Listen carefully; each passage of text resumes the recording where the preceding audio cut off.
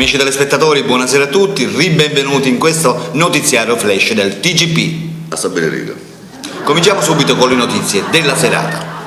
Allora, dispiace dirlo in un momento così critico, ma purtroppo nel momento in cui si sperava superare la crisi, a Trapani l'ufficio del collocamento deve dare una brutta notizia, sperando che sia una notizia momentanea. Se ci sono state poche chiamate o quasi niente in questo periodo, non c'è solo il problema preannunciato, crisi, che ormai ce l'abbiamo tutti qua. E il problema è praticamente che il direttore generale dell'ufficio ha smarrito il cerca persone. Sì, succede anche questo. Incidente stamani nella centralissima ed affollata via Corallai. Un autobus con a bordo 150 persone si è schiantato quasi all'incrocio con una striscia pedonale, nonostante il semaforo era nero. Perché i semafori sono neri? Perché quando sono spenti di che colore sono? La colpa però non è dell'autista dell'autobus, ma bensì della ditta mantenitrice, perché dopo tante percosse e lamentele dei dipendenti, per gli straordinari naturalmente, non arrivando al dunque, l'autista finito il suo orario di lavoro scende una fermata prima, dunque il disastro. Allora, Festival di Sanremo, una statistica svolta in Italia, si dice che doveva vincere la canzone Nulla togliendo al vincitore, meglio per lui anzi, doveva vincere la canzone Luca era gay, ora sta con lei. Ma si suppone che con questa partecipazione al Festival di Sanremo, avendo fatto un po' di soldi, chi stava con Luca adesso ha potuto fare un viaggio di dovere a Casablanca. Quindi prima il dovere, poi il piacere. Mi pare giusto. Tassista nano querelato dal Presidente del Consiglio perché aveva fatto pagare per una corsa di 8 km, pensate bene, 8 km, 400 euro. Su con la vita. Prima di arrivare in tribunale c'è stato un confronto con le due parti. Il Presidente naturalmente replica la lamentela e dice come mai egli abbia fatto pagare una somma così assurda. Il tassista risponde: caro signore, noi nani siamo come voi politici, e cioè nei momenti di crisi dobbiamo raddoppiare il tassametro.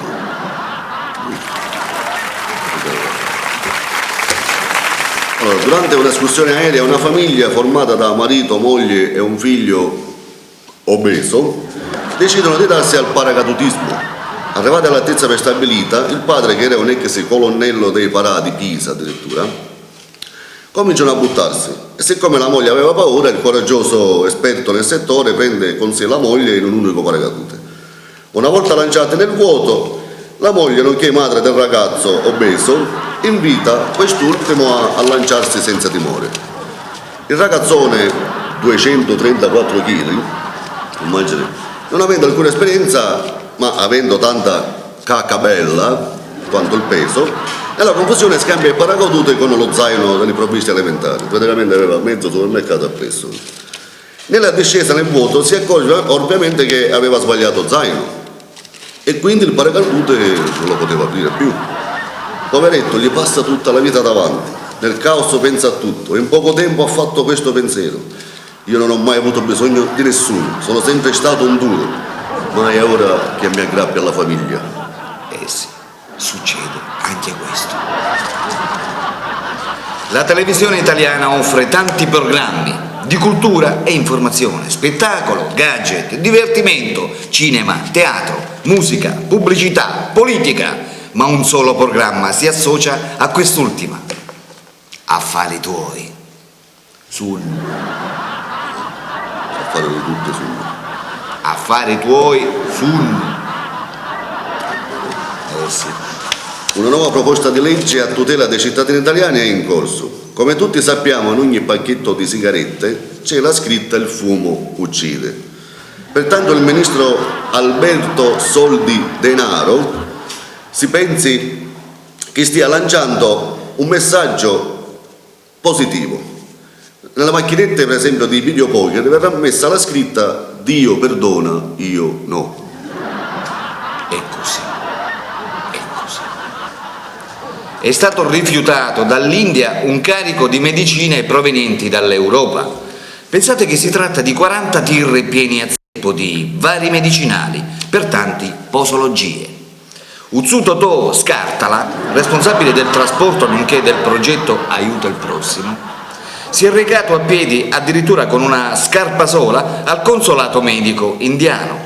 Ad aspettarlo c'era Totò seduto, un suo lontano parente, benché se lo aspettavano in piedi diventava Totò svenuto.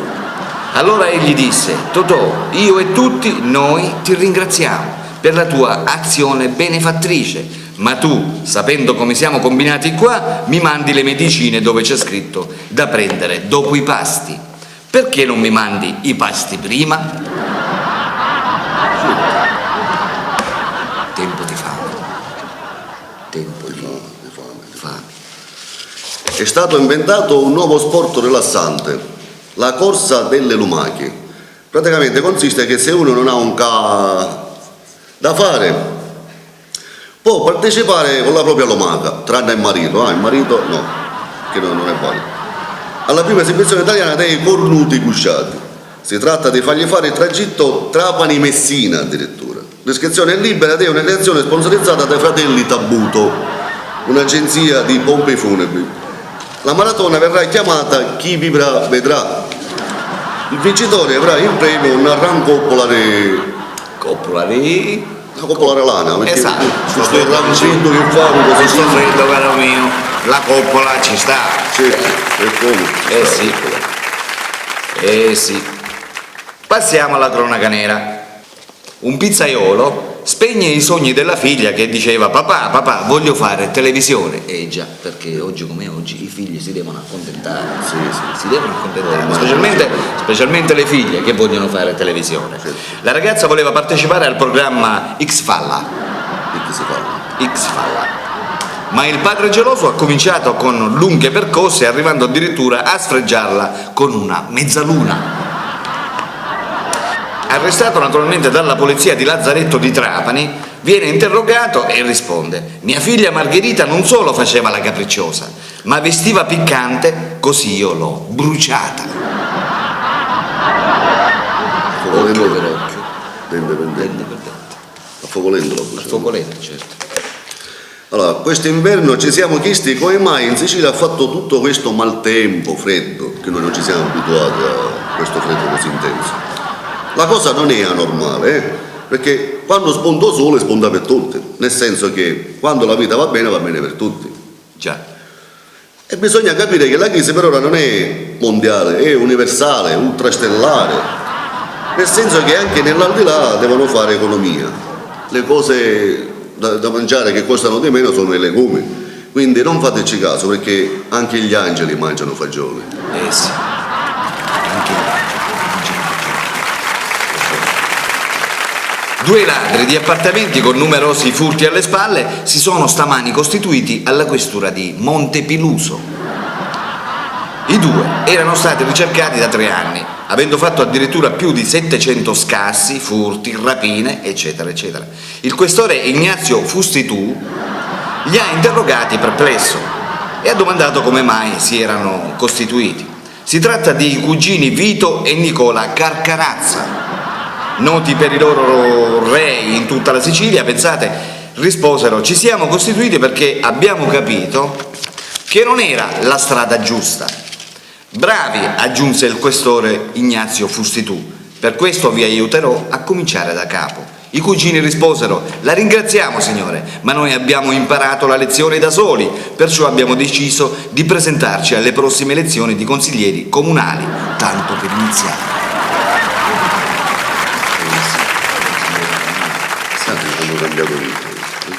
Consigliere comunale si nasce, non si ci diventa. Allora, passiamo all'ultima notizia flash. Moglie stanca di fare la lavapiatti convince il marito bello muscoloso, anche se nulla facente, a diventare un pugile. La consorte, sapendo e credendo nella capacità del coniuge, lo ha iscritto al campionato pesi spaccaligna di Castelvetrano. Quando hanno saputo che il premio era di 800.000 euro, pensate, 800.000 euro, ignaro quanto telegiornale può fare 800.000 euro. La moglie ha fatto addirittura da manager. Il marito arriva in finale scassando l'avversario per 9 round.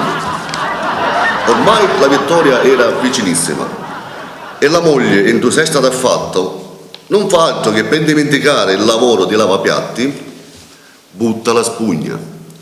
Sì, succede anche questo. Dopo domani i funerali della signora.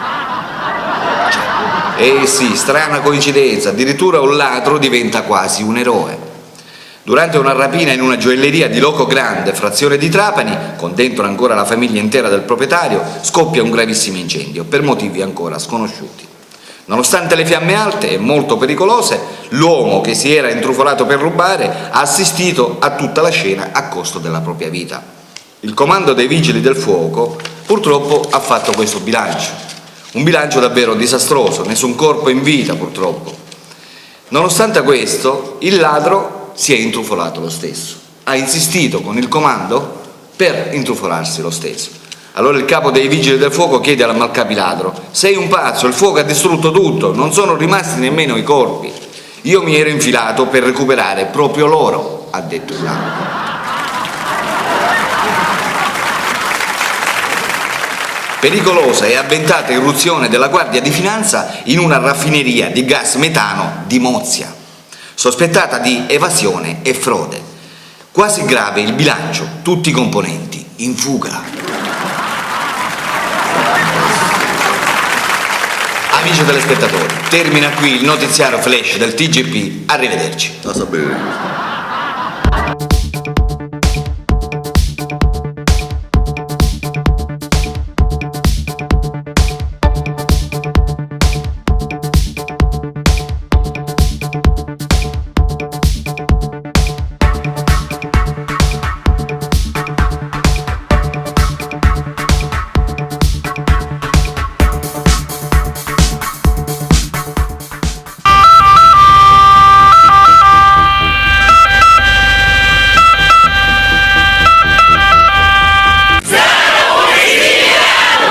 Oh yeah!